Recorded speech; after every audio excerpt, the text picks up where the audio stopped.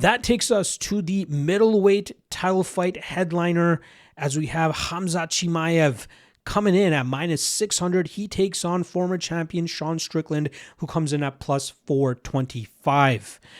Now, 15-0. Chimaev finally got the gold wrapped around his waist last time out as he defeated Dricus du Plessis in probably one of the least entertaining title fights that we've seen in a long time, right? He landed a total of 13 significant strikes. Sorry, DDP only landed 13 significant strikes.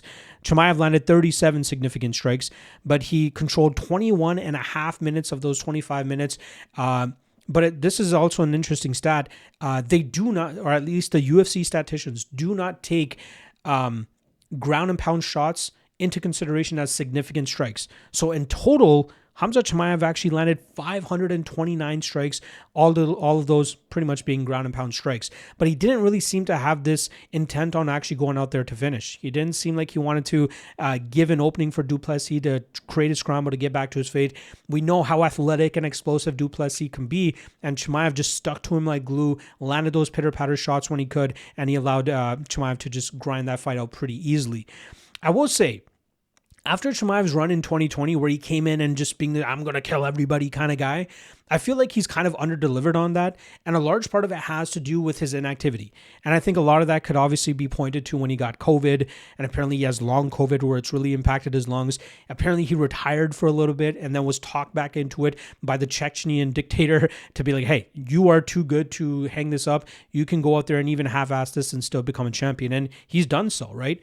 Broke the jaw of Robert Whittaker with a face crank, grinded out Dricus du Plessis the way that he did. He had some competitive matchups with Gilbert Burns and Kamaru Usman, but was still able to come out of those fights with a win.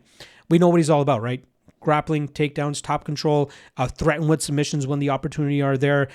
In terms of his striking, throws with a lot of power, not a lot of technique, but throws with a lot of power to try to knock his opponents out or even create an opening to eventually get his level change and his takedowns into play. We know how dangerous he is when he can get in on his takedowns, right? Nobody's stopping his takedown attempts. That's for sure. He's more than likely going to get a takedown no matter who he's going up against.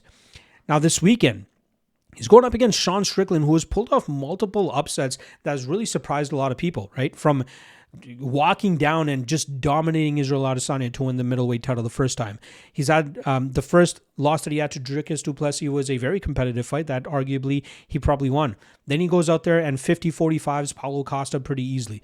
I'm pretty sure it was a split decision, but again, that one scorecard was wayward, and I think everybody was in agreement in that. Then he came up short against Dricus du Plessis in their rematch. I thought that was a little bit more of a statement for du Plessis as he just absolutely beat the crap out of Sean Strickland and won that fight on the scorecards. Then Strickland bounces back with a big knockout win over Alexander Hernandez from earlier this year. Anthony Hernandez from earlier this year, where Hernandez seemed to take some sort of insult from Strickland saying, hey, I'm the real Mexican here. I'm the one that's going to go out there and try to knock you out and actually throw hands. And Hernandez obliged with Strickland and didn't shoot as many takedowns as he should have. And he ended up getting TKO'd by Strickland, who just puts that pace on opponents, right? He's not a big knockout puncher. All of his knockout wins largely come from him just walking guys down, breaking them down, forcing them to break, exhausting them, and then eventually mustering up a TKO finish. He's so good at that. And his defensive striking has largely held up, especially as long as he's not fighting a heavy hitter like Alex Pereira.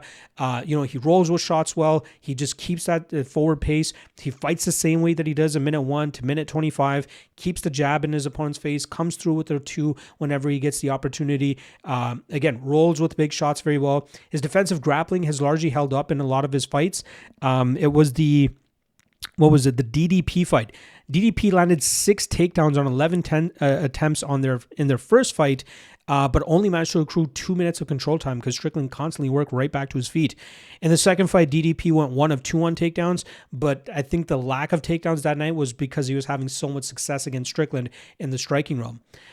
So Strickland is just like a wild card. You never really know what if he's defensive grappling is going to hold up, if he's going to be able to eat big shots from his opponents. But one thing you know for sure is he's going to bring volume, he's going to bring pressure, and he's going to bring cardio. And that's one thing he's going to have to rely on here against Khamzat Chimaev. Now, can Strickland pull off the upset? Absolutely. right? His defensive grappling has improved so much since earlier in his career that there could be a world where he continuously gets up from Chimaev and Chimaev kind of struggles to hold him down. However, I believe Chimaev is going to come out hungry. This is a fight that has a lot of bad blood going into it. And from everything that we're hearing, he is training like an absolute madman in California alongside Arman Sarukian and those other guys, training his butt off, training to go very hard, trying to get a finish here. And I think that's what he's going to end up coming through with. I've kind of been on the fence whether he grinds this out or gets the finish, but as fight week has gone on, I'm starting to feel more and more like he's going to go out there and actually get this early finish against Strickland. It's going to be hardest to deal with Chimaev when he gets that early takedown and apply, gets the back, gets a full mount. And I think Strickland is going to struggle to scramble out of those positions. If this gets to the second, third, fourth rounds, that's where I can see Strickland, squirming his way out of those spots and getting back to his feet and forcing Chimaev to reshoot.